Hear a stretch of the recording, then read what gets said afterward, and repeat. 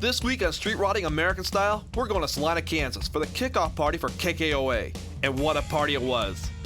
Cars, barbecue, and good friends. All hosted by Keith Bright, owner of Bright Built Hot Rods. With that combination, you can't go wrong. It's all coming up next, right here on Street Rotting American Style. Support for Street Rotting American Style is provided in part by BG Products Incorporated.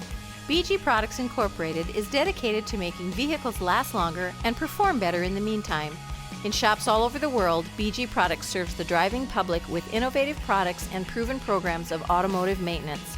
More information can be found at bgfindashop.com. They make you look, dream, and sometimes even wish. These are street rods, built or just owned by those who share the same passion.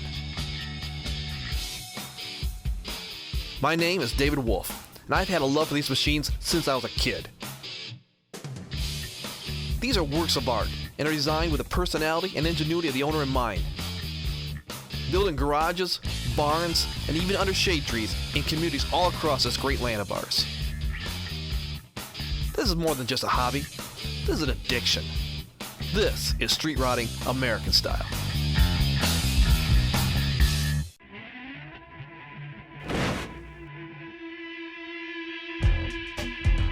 We've got the owner of Bright Built Hot Rods today, Keith Bright. Keith, I've got a question for you. What gave the idea to do a kickoff party for KKOA here?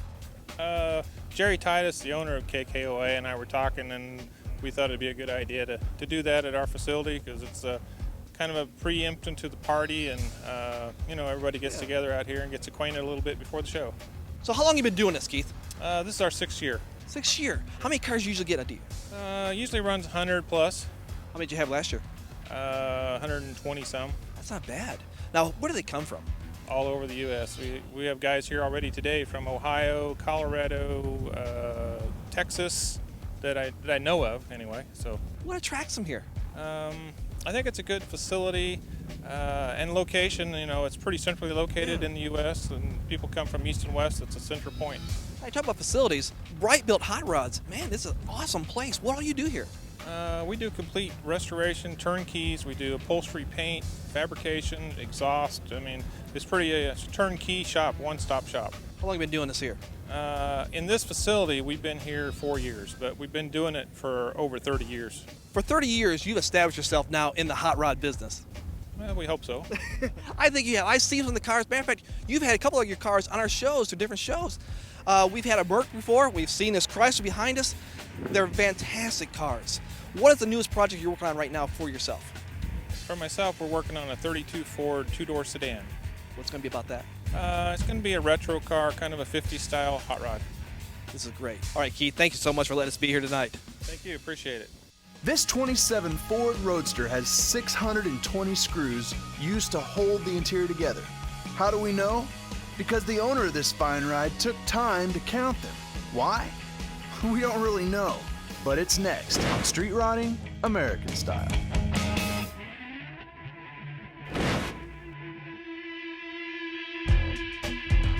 All right, Tim, when I saw you pull in, I knew I just had to get you and this car on here. Tell me what we're looking at here. This is a 27 Ford Roadster, 32 grill. It's been lowered and highly modified. When you say highly modified, what do you mean? Well, it's the body is a Roadster body. It's got a different engine. It's got a different grill. It's got a different rear end. It's been lowered. It's been channeled over the frame, and just about the only thing original is the body. Modified. Yeah, very modified. Was it like that when you got it? No, I built it piece by piece. Was this your first street ride you ever had? Second one. What was your first one? I had a 41 Chevy Coupe that I built from the ground up. You still have it? No, I sold it to build this one. You sold it to build this? Yeah. Any regrets? No, not at all. My wife is regretting that I did it, but no, not at all. I enjoy this car a lot. What's her regrets about it? It was like these high-end cars out here. It rode like a brand new car. It was a very nice car. It was a really nice car, but I got rid of it. It's just every time I took it somewhere, I worried about it, afraid it was going to get scratched up, and I just jump in this thing and go and don't worry about it. And why don't you worry about this? It's just if somebody scratches it, it's pretty easy to fix. It's just flat black and center down and paint it, and you know. So what was the pros and cons about building a car like this? Definitely the pros are it's cheaper, easy build, very easy build. Parts are easy to get. Cons, not very well. Don't ride very well. It's rough riding. In the heat, it's not good, and in the cold, it's not good. So it's definitely a fair weathered car. What about the engine? What's been done to the engine? It is a Chevy engine. It's a 283, 1967 283 Chevy engine. The bottom end's pretty much stock. I've got a little bit of a cam in it. I've done some head work to it, and obviously the carburation is modified. I got the multi-carb setup. As I look at the car, I see a couple other things about this really unique. First off, the rear end. Tell me about the rear end on this. It is a quick change rear end. It's an old style. It's a new rear end, but it's an old style. They've been around for years and years.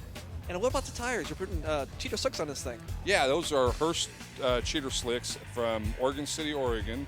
A father and son bought the rights to Hurst Racing tires, I don't know, several years ago, and they're reproducing them, and they're great tires.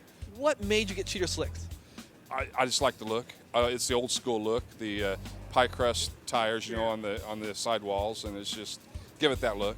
Yeah, my theme of the car, I wanted it flat black with the bare aluminum. That's why I didn't plate the windshield frame or you know, I just left everything aluminum and black. I like the exhaust too. I like the throwback on the exhaust. It's got baffles in it. Tell me more about the exhaust system that you picked for this. It's just, you know, when I originally had the car drawn up what I wanted to build, I had some zoomy headers on the picture. I was going to go with that, and it didn't fit the style of the car. And they're Lakester, they've been around for years. They're Lakester pipes, and I decided, well, I want to go with that, so I bought those and put them on. What about the interior? The interior anything special, or is it kind of rough? No, it's rough. I just got the aluminum with 620 stainless steel screws. I put every one of them in there, and that kind of stuck with the theme of the bare aluminum and the black. You counted the screws putting them in? Yeah, I had to buy them, so there was 102 a box. So I bought 7 boxes, had 80 left over. That's funny. Where'd you get the windshield for this? It is a Duval style windshield. They've been around, probably since the 20s. And people started buying them and putting them on little roadsters like this. Just a laid back V-shaped windshield. It gives them more of a streamlined look and a little bit, you know, a little bit sleeker look than the straight windshield. I really like that. Can you do me a favor, Tim? Can you look at this bad boy? Yeah, you bet. No problem.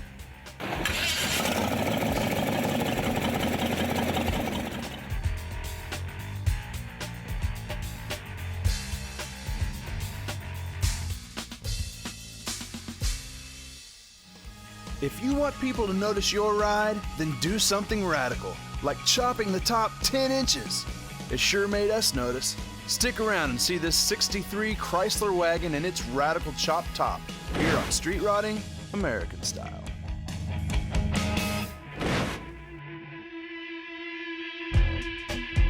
Ryan, I saw the car. It was awesome. But tell me what we're looking at here. This is a 1963 Chrysler station wagon, New Yorker station wagon. This is not your normal run-of-the-mill station wagon. What have you done to this thing? I pretty much modified every panel on it. When you say every panel, where did you start?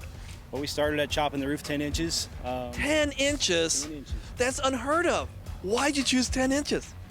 Because a Coors Light can fit in there perfect. 10 inches is radical, but that's what I liked about it, because I'm sure going down the road, a lot of looks, a lot of thumbs up. Lots. It's kind of like a carnival ride driving down the road. Everybody looks at it. What's the most interesting situation you come across with other people looking at it? Well, we pulled into a gas station one day with it on the way here. In fact, not to this year, but one year we pulled into a gas station, and this guy thought we were like these movie stars, just kind of off the wall crazy stuff. He just started handing us all kinds of neat stuff, you know, out of the gas station, saying, "Yeah, take it, go," you know. So freebies? Freebies. Okay, if you want freebies, do this. Now I'm asking, when you got the car, was this the intention for the car? No, What was the intention of the car? just to drive it around and have fun. So, what made you to go this direction with it? Couldn't afford a Merc. What do you mean you couldn't afford a Merc? A 50 Mercury. You don't really chop a 50 Mercury. Couldn't afford that, so we did this. So you wanted a 53 Mercury first, and you couldn't afford it, so you had this laying around? Yep. Yep. Can't get much simpler than that. What's powering this thing? 413. A 413. Stock or not? Stock. It's all bone stock. Grocery getter. Total grocery getter. You guys just drive this around a lot? everywhere we go. Where are you from? Centennial, Colorado. Colorado. So all you guys packed into this came here from Colorado? Yep. How many? There's 5 of us. 5 of you fit in this thing. Yep. Air conditioning, I'm sure. Nope. No air conditioning? No air conditioning. You are true blood. That's for sure. That is so true love. Where'd you get the seats? The seats are out of a 91 Toyota Corolla. A Corolla. So what gave you the idea to put the Corolla seats in there? They were cheap. So it's still all about cheap. Yeah, totally. What are all the modifications you've done to this? Other than chopping the top, we pancaked the hood, shaved the door handles. It's got fins on it that weren't originally there. This car was originally a 4-door. It's now a 2-door. Is shaving a hard thing to do? No, it's just time consuming. Just a lot of welding. When you say a lot of welding, just filling in all the spots, all the holes, and then going from there. Yep. I see there's no windshield wipers on this glass. How do you keep the rain from building up? Well, this car here's got what we call a Lexan windshield in it. The rain just kind of beads off of it and rolls off of it. So Why no windshield wipers? just looks cleaner look. It's all for that custom look, that rod custom. Totally. It's all about the look. What's next for the car? Maybe I'll finish the interior one day. What have you done to the dash then? We sectioned the dash, had to bring it down a little bit because after we chopped the top, there was only about 2 inches worth of room to see out the windshield. So, Ryan, the paint's really unique. I love the two-tone. What have you done to the paint? well, the paint is a custom mixed 2-tone green. Lots and lots of metal flake. It's got 2 shades of metal flake. It's got lighter green on the light green and kind of like a rainbow kind of green on the darker green. Oh, I like it. So being from Colorado, there's got to be car clubs out there. You belong to any car clubs? Yes, I do. Which one is it? We belong to the No Ones, the only car club in Colorado. The No Ones? Why call it the No Ones? Well, it was just a group of us hanging out, man, and everyone used to come up to us and ask us at the car shows, "Who are you guys?" And we were just like, "We're the No Ones." You know? So, Hey, Ryan, can we hear this bad boy? sure, no problem.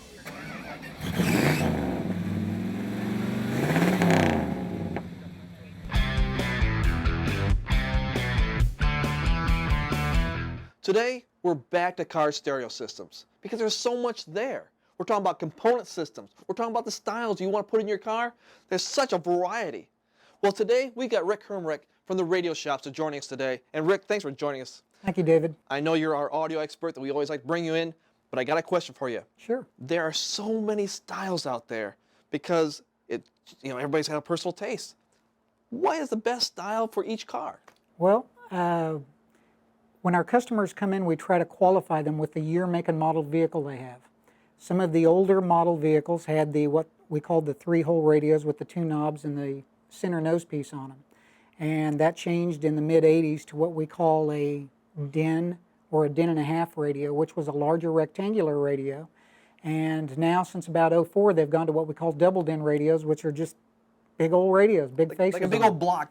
Exactly. On the dash. It's easier for them to put more functions on the face of the radio when they increase the size of the face. What about those guys who are building street rods and they want to keep that same retro look? Are there retro stereo systems out there to choose from? Absolutely. We represent a company out of California that actually makes the old style radio Really? with the updated features already in them, like USB, RCAs for power amplifiers, remote controls for them. We have a radio model that we carry where you can actually mount the radio in another location of the car and leave your factory radio still in the dash. Really? And have the tunes and still have the looks. Now that's cool. It's very cool. But there's also guys out there who do not want to change anything about the car.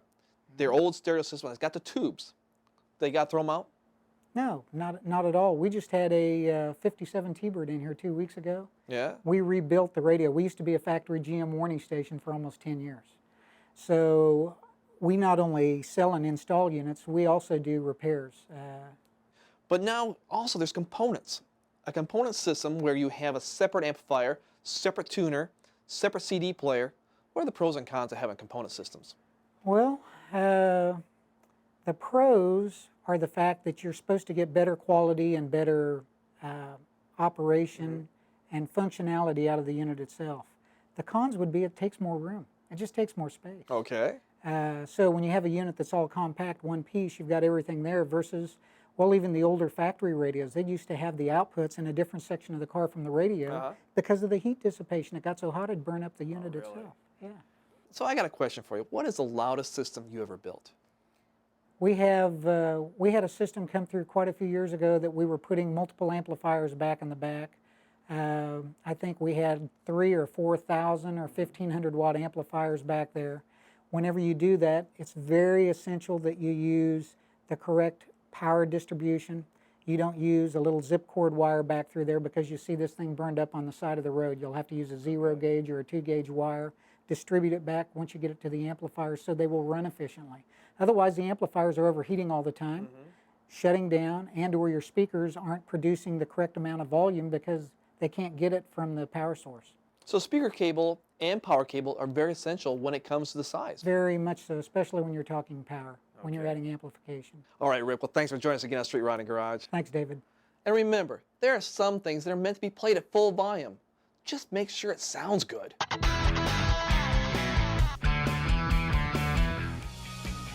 When you were a child, wouldn't it have been a thrill if your grandfather picked you up from school in an awesome street rod?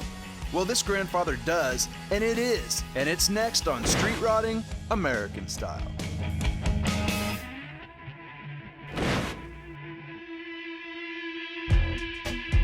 All right, Denny, tell me what we're looking at here. We're looking at a 31 Model A two-door sedan, kind of chopped, slammed on the ground, running airbags, tube chassis, running a 1958 Chrysler Hemi, an old drag motor, kind of roller cam, 6.2s, Vertec mag, old school, old time hot rod.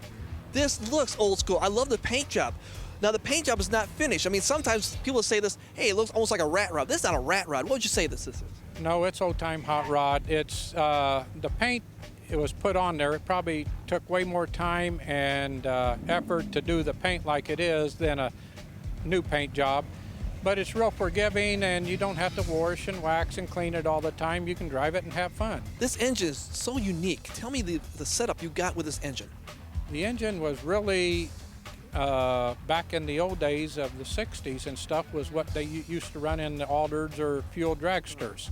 And it was an alcohol injected motor when I found it that had never been put in a car, and ended up getting rid of the alcohol injection and ended up finding the 6.2 carburetors, which had been on a shelf for over 20 years. That was really came off of a boat that Edelbrock made. So when I got it and got the manifold and carburetors on, found out the carburetors were all turned backwards. because of drag boat. Correct. So we changed that around, and you know, we've gone through some episodes of kind of hurting it several times on hot rodding and stuff, and we got it going good now. Getting 6 two-barrels to Progressive and Link, was that a chore? Oh, it took a while, and then we ended up running the 2 centers and then Progressive on the outboard carburetors, which now I get really fairly good gas mileage, and then it's still pretty rowdy. So what you're doing is you're running 4 barrels all the time, and then you're kicking in 8 more barrels? Correct. What a kick that had to be to your head. It'll give you a ride. What kind of horsepower do you think's in this? Should be around 740. 740 in this thing. Do you feel kind of like I can top this thing out, or do you not top it out? No, it's, you know, I'm 64 years old, you know, I'm a grandfather, so, you know, but, you know, it mashes it and hurt, you know, but we've had a good time with it. You say you're a grandfather. Do the grandkids love this thing? They love it. That's when you got the grandkids and you take them home, they want to go in the hot rod. Pick them up from school? Pick them up from school. Really? Oh, yeah. So now do the classmates all kind of, and the teachers too, kind of turn and say, hey? It will draw a crowd at schools. Yeah. You know, the biggest question, though, is a lot of people ask is, what color are you going to paint it, or when are you going to paint it? And it's done. You know, it's just maintenance-free pretty much on the paint and taken care of. You know, if it gets a little dirty, you can take the leaf blower and blow it off. I mean, that's it. The steering linkage on this is a little different, too. Tell me about the steering linkage on this. Steering is a Schroeder Sprint car old-time steering. Real quick, but real positive. And you know, it was just something different run that would have been more back in the late 60s or style of hot rod stuff. Why'd you put zoomies on this? Well, them is kind of like old-time weed burners, you know. It's running some baffles in it, motorcycle baffles, but it's still, you know, you can kind of hear it cackle a little. How many times have you been here to Brights? This is our 4th year. 4th year doing this. Do you enjoy it? Oh, love it. This is one of the best as far as I'm concerned. That's awesome. Danny, can you do me a favor? Can we hit this bad boy? Yeah, we can. We'll fire it right off.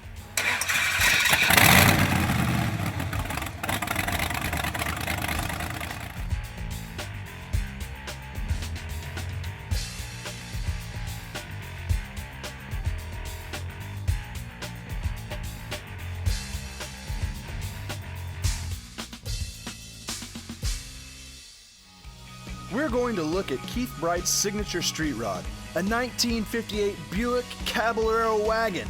A very sweet ride, and we've got it here next on Street Rodding American Style.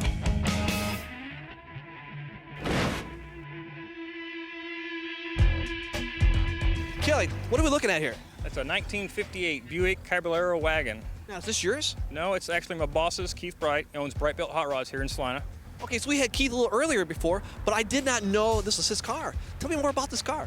Well, this was his car. He when he lived in Montana, he moved out of Montana and went back to St. Joe, Kansas. And when he was in there, he went back to Montana a few times, and he saw this car going down the highway, and he had to have it. So he couldn't find. He turned around, tried to find the guy, chased him down, tried to find the car, and he lost him. So a couple years later, he went back to Montana, and he saw this car laying in a field. And he found the guy, and he talked to him forever, trying to get them to sell this car, and he finally did. And that was his dream car. Now it's our poster of our. I mean, it's just our business card basically. And he just had to have it, and rebuilt it, and that's where it is. Kelly, what's been done to this thing? Well, we got a 2.5-inch chop. 2.5. That's not bad. I mean, it looks very subtle, but it seems like 2.5. Seems like on some cars a lot, but this looks great. Yeah, it really makes the car look like it should be. Yeah. I mean, it looks like it's stock, but it's not. It's actually got a chopper in it. It looks really cool. What else been done? Well, we lowered it about 2 inches all the way around. It's got coilovers, so we just cut the coils and lowered it down. So you chopped it 2 inches, lowered it 2 inches. You just took the whole thing at a 2-inch point and just took it from there with the car. Right, and then like I said, he just had to have it so that all the dash looks stock. It's got all leather interior in it, and it's really a nice car. What about the engine? Engine's got a 455, got dual 500 Elderbrox on it, a big radiator in it. Okay, now the radiator's big because that 455 overheats really easy, I understand. Yeah, he wants to make sure no matter how hot it gets, it's going to stay cool. All right, the trim here is a little different too. What has he done to the trim?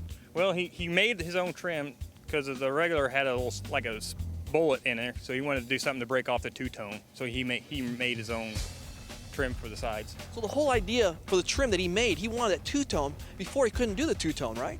Well, he could have, but it just had a little spear in the middle, and he didn't want that. All this chrome now connects. It gives it a nice line between the two colors. Right. What about the colors? Are they a little different? Are they special paint? Well, they're PPG one stage, single stage paint, red and black, and he does that. He does single stage on those colors because when you rub them out and you buff them out, and they really deep shine. Oh, look at the grill. Is that a stock grill or is that aftermarket grill? Well, actually, it's a 100% stock grill, but some people don't believe that. He actually got a trophy one time for best grill, and he kind of laughed it off for a little while, but yeah, it's 100% factory stock grill. So he got a trophy for a stock grill. They thought it was customized and fabricated by him. Right. Did he give it back? No, he didn't really want to make him feel bad because they were car guys too, but yeah, it's 100% stock grill. Yeah, we don't want to embarrass car guys. Is there anything special about this car that makes it more unique than any other car you have? Well, it's a 58 Buick. I mean, you're not going to find one. I mean, they're very hard to find, especially a wagon. So that's pretty much why he had to have it. Yeah, it's just our business card, and everybody knows us from that car because it's on, like I said, it's on our sign, it's on our business cards, everything. Does it bring any business in? I think it has. I mean, I'm not sure for sure, but I'm sure it has. Between this and the old Chrysler, what's more fun to drive? I would totally drive this. Why is that? We like a parade car. I mean, everybody says, "What is that?" I mean, because no one ever knows what it is. I mean, you see a Buick or whatever, a Oldsmobile, everybody knows what those are. You see this, you don't know what it is. All right, Kelly, can you do me a favor? Can we hear this bad boy? Absolutely.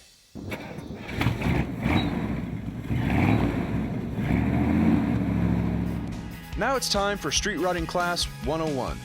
Let's take a look at some of the terminology used today and see their meanings. It is a quick change rear end.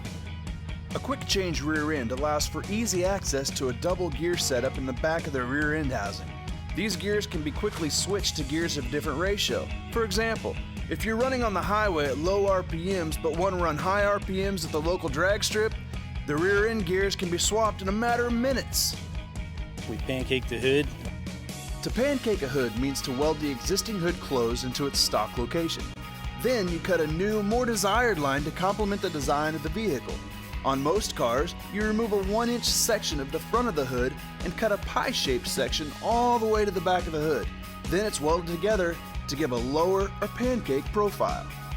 It's got coilovers, so we just cut the coils and lower it down. Coilover is short for coil spring over strut. It consists of a shock absorber with a coil spring encircling it. The shock absorber and spring are assembled as a unit prior to installation. This provides for optimal damping. If you'd like to order a DVD of this episode, you can visit our website at streetrottingamericanstyle.com. Now for our street rotting quote of the week. If it ain't broke, I can't afford it. Join us again next week and see if we're in your town on Street Rotting American Style.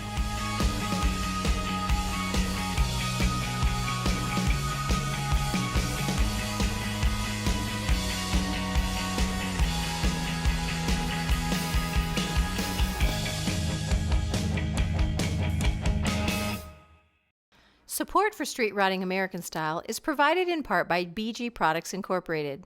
BG Products Incorporated is dedicated to making vehicles last longer and perform better in the meantime. In shops all over the world, BG Products serves the driving public with innovative products and proven programs of automotive maintenance. More information can be found at bgfindashop.com.